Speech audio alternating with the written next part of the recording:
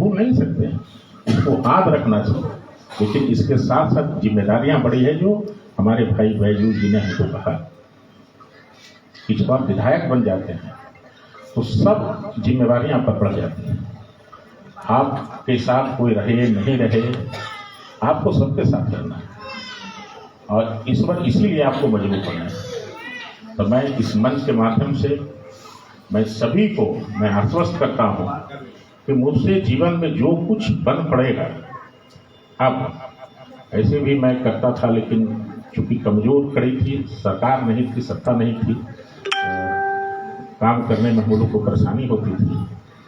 अब सब कुछ हम लोग के पास है, तो मैं सबका दुख तो खत्म नहीं कर सकता हूँ, लेकिन उनके दुख में खड़ा जरूर रहूँगा मैं ऐसा। और सामाजिक जीवन में मैं कुछ लोगों को, एक दिन चर्चा हो रही थी सर से, मैं उसका भी बोल ही देता हूँ, 2 चीज़ और बोलूँगा कि हमको लगता था जब मैं राजनीति में शुरू आया था, तो हमसे जो उस वक्त के जो पीढ़ी थे, सीनियर पीढ़ी तो भैया भी थे, इनके बाद की एक पीढ़ी थे शिव पूजन जी टाइप के लोग, और कई प्रसादी मातो और कई उस वक्त सम्मानित लोग थे। हम लोग को लगता था उस वक्त इन लोग जितना जल्दी चला जाएगा ना धरती छोड़ के, तो हम नेता हो जाएंगे।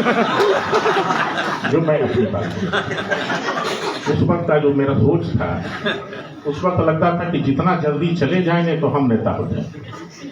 लेकिन जब परिस्थितियां आती है और जब समस्या में आप फंसते हो और तूफान चारों तरफ से आपको घेरता है, तो जो अकेला वृक्ष होता है, तो चारों तरफ वृक्ष को आप काट दीजिए तो झेलना किसको पड़ेगा?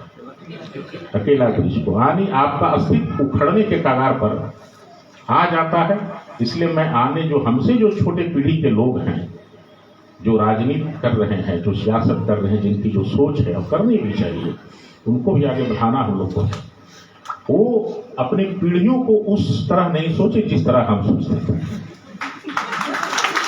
उनको भी सजो के रहना है, उनको भी संभाल के हम लोग को रखना है, उनको भी सम्मान हम लोग को देना है, और उनकी भी चिंता हम लोग को करनी है कि जितना ज्यादा दिन तक जो पुरानी पीढ़ियां हैं मेरे इर्द गिर्द अगर जिंदा रहेगी, उतना आसानी से हम सरवाइव करेंगे, उतनी कम चिंताएं हमको रहेंगी। इसलिए मैं सभी जो हमारे सीनियर हैं उनको पुनः सम्मान करते हुए कि अगर कभी जीवन में हमसे कहीं गलती हो गई हो तो उसको क्षमा करना है, क्योंकि आप बड़े हैं, और हमको क्षमा करना जो हमसे छोटे हैं, उनसे जो कहीं गलतियां होगी उनको हमको क्षमा।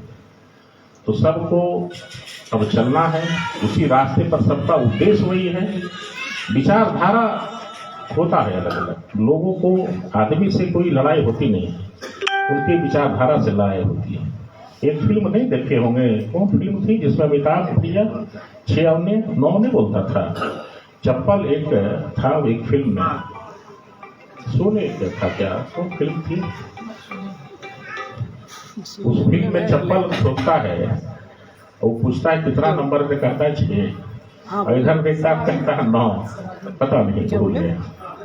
तो वो जगह थी, जैसे 6 को अगर आप पैसे लिखिएगा तो सामने वाले को दिखाइएगा तो लगेगा कि 9 है, और हम देखेंगे तो लगेगा 6 है। मतलब क्या है, सिर्फ जगह का अंतर है, लिखा होगा सही।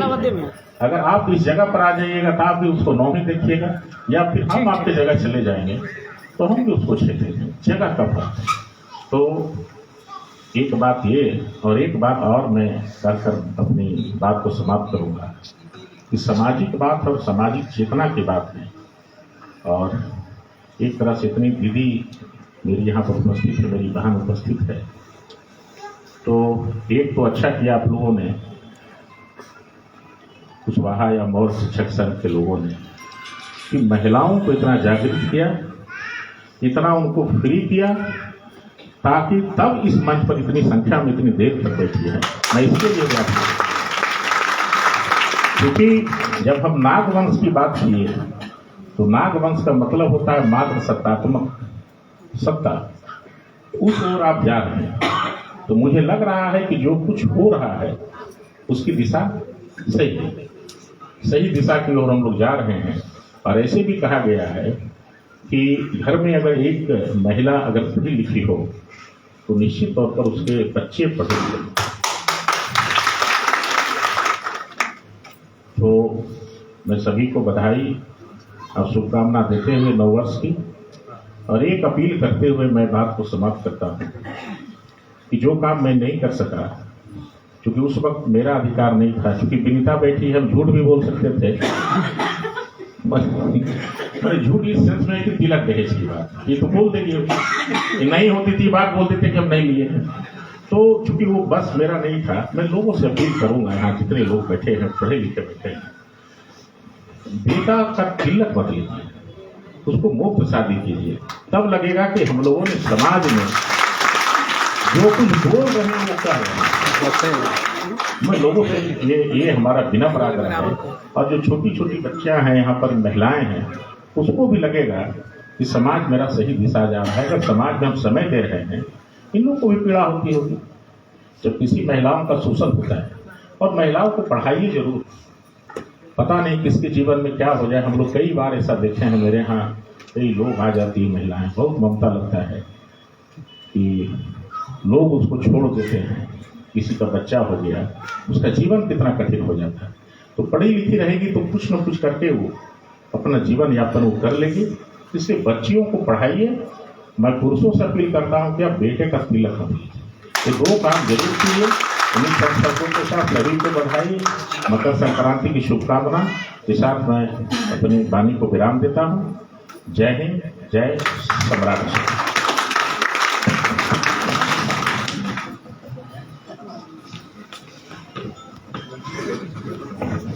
बहुत बहुत धन्यवाद भैया, आपने जो टास्क दिया है से मैं पूरा करूंगा, लेकिन आपके लिए दो सब चूंकि समय नहीं है और अंतिम वक्ता के रूप में हमारे विधायक यहाँ रहेंगे।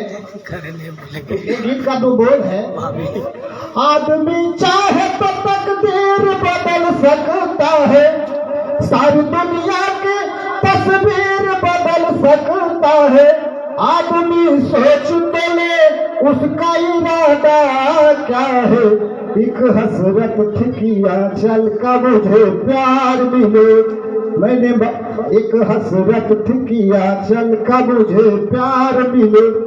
यही सब शब्दों के साथ मैं विराम देता हूँ। धन्यवाद, बहुत बहुत धन्यवाद।